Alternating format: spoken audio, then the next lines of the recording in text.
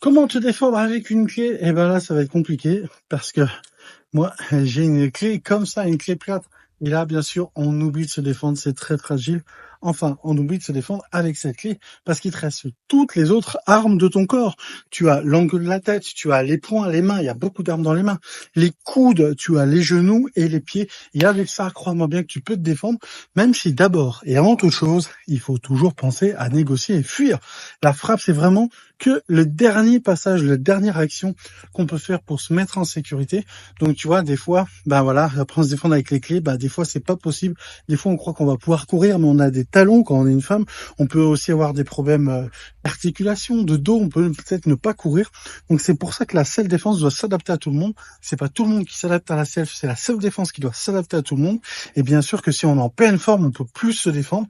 Mais si on est en moins bonne forme, et j'ai beaucoup d'abonnés qui me parlent des fois de leur défis physiques pour se défendre, et ben on s'adapte. Si on a une béquille, on peut l'utiliser pour se défendre, etc. Donc, on privilégie la négociation, la fuite, mais des fois, on peut pas fuir. Donc, c'est très important de penser à observer, anticiper les problèmes, se préparer, parce que c'est comme ça que tu vas pouvoir te défendre. Pense à t'abonner et n'oublie pas, reste vigilant.